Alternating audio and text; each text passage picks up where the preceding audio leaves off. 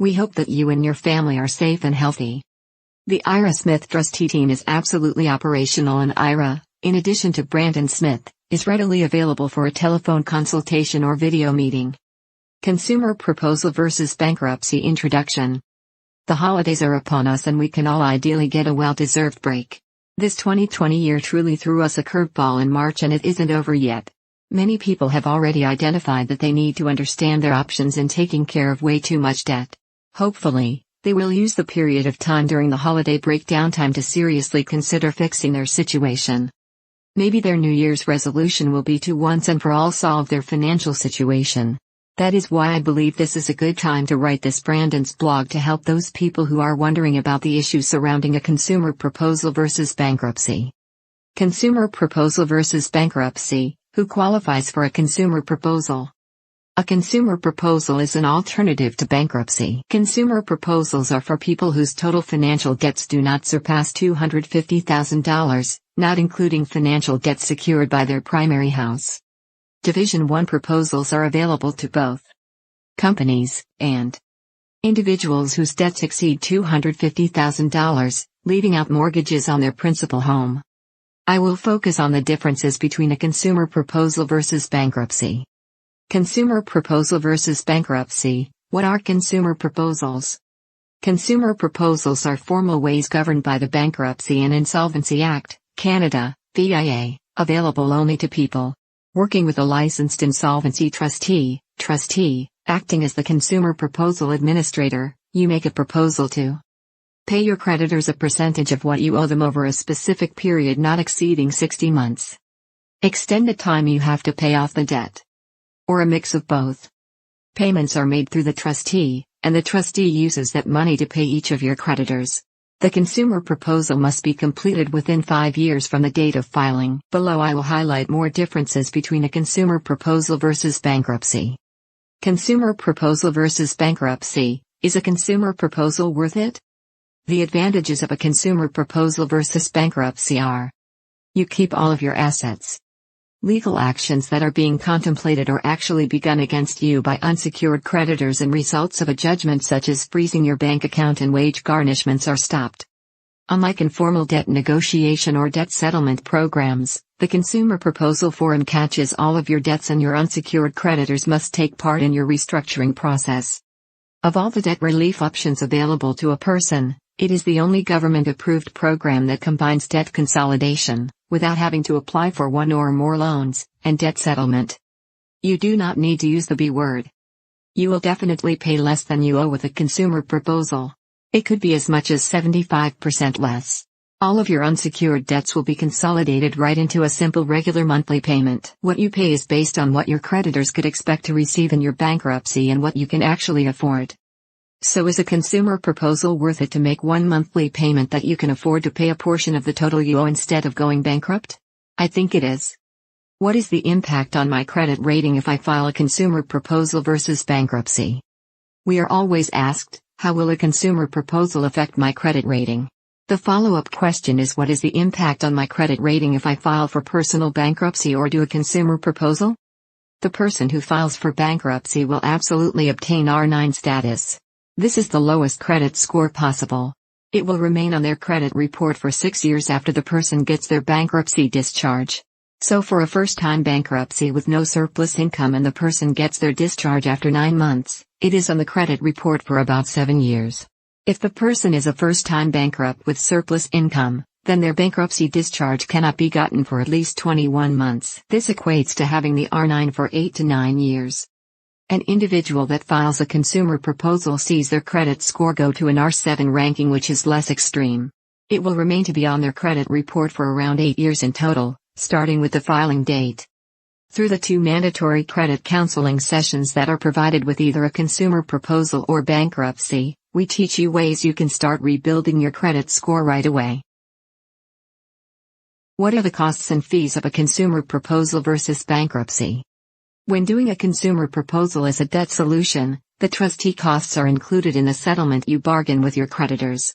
The calculation of what is reasonable for you to pay is done without any reference to the trustee costs.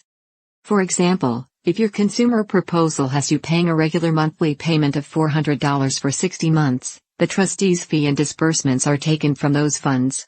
The consumer proposal fee is a tariff defined in the BIA. If there is no surplus income or assets that you hand over to the trustee, the cost for this type of personal bankruptcy is about $2,000. This cost would need to be paid to the trustee either upfront or over an 8-month period in equal monthly payments. However, if you file for bankruptcy and you have surplus income and or assets that you must turn over to the trustee, the personal bankruptcy cost could be higher. The trustee's fee and costs must be taxed by the court. However, it will be calculated using the hours spent by the level of staff at each staff member's normal hourly rate. If there are insufficient assets to pay the trustee's fee, the difference has to be paid for by the bankrupt person or someone else guaranteeing the trustee's costs. This is another distinction between bankruptcy versus consumer proposal. What happens to my assets in a consumer proposal versus bankruptcy? If you do a consumer proposal, you keep your assets. In bankruptcy, other than for exempt assets, your assets are seized by the trustee. Exemptions depend on the province you live in. In Ontario, the assets you get to keep in bankruptcy consist of the equity in your home of no more than $10,000, a motor vehicle with an equity value of no more than $6,000, clothing and medical and dental aids, household furnishings up to a value of $13,100, tools of the trade with a value of no more than $11,300, pensions, RIF, RRSP, except for any RRSP contributions made within 12 months of the date of bankruptcy. Farmers, no more than $29,100 for animals and tools and equipment. This difference to your assets between a consumer proposal versus bankruptcy is massive. What happens if I miss payments and default on my consumer proposal versus bankruptcy payments? If you do not maintain your payments on a consumer proposal, it defaults and it is over. You then cannot file a new one. Collection action by your creditors will begin again. If you do not complete all your duties in bankruptcy, you will definitely not be discharged. If your trustee gets discharged and you remain undischarged, then all your creditors can return to taking collection action against you to try to recover on their loans or other debt payments you owe them. This is one more consumer proposal versus bankruptcy difference.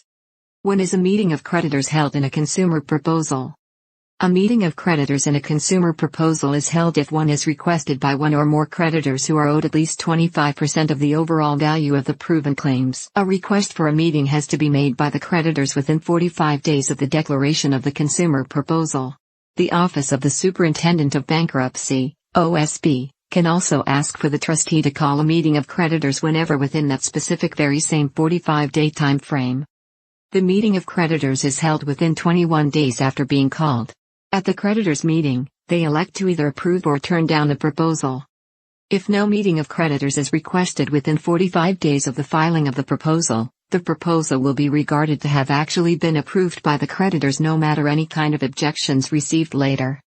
A consumer proposal is fully performed as soon as the person has made the required payments within the time period called for in the consumer proposal, and the 2 mandatory counseling sessions with the trustee have been done.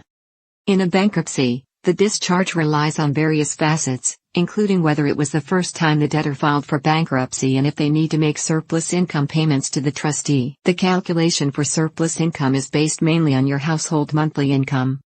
If the debtor has actually never ever declared bankruptcy before, as well as they do not have to make surplus payments, the bankrupt is entitled to be released 9 months after declaring bankruptcy. Nevertheless, if the bankrupt has surplus income, they will require to make payments for 21 months before they can be discharged.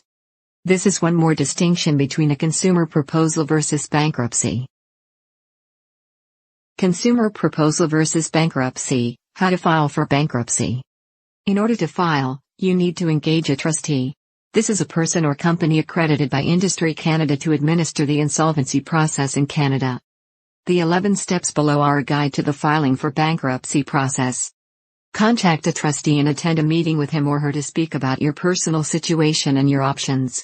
This will include all your options to avoid bankruptcy. Deal with the trustee to complete the necessary bankruptcy documents. The trustee will after that submit the bankruptcy paperwork to the OSB and get back a certificate evidencing your bankruptcy. The trustee notifies your creditors of the bankruptcy. You attend a meeting of creditors if one is called.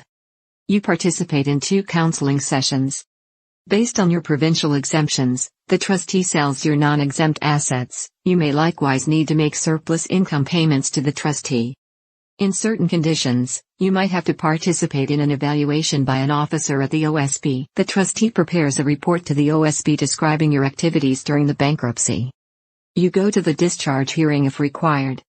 You get your discharge from your bankruptcy, and afterwards, the trustee completes the management of your bankruptcy file, including paying a dividend to your creditors, if available. As you can see from the description of how a consumer proposal works and from these 11 steps, there is a difference in how a consumer proposal versus bankruptcy works. Consumer proposal versus bankruptcy: get back to a stress-free life. I hope you have enjoyed this consumer proposal versus bankruptcy Brandon's blog. Both a successfully completed consumer proposal or obtaining your discharge from bankruptcy lets you get back on the road to financial health, relieve the stress you face, and bring you freedom by getting out from under garnishments. The ability to live better than just hanging on one payday to the next.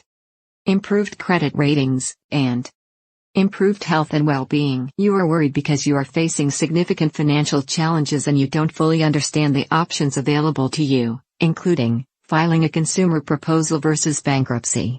It is not your fault that you are in this situation.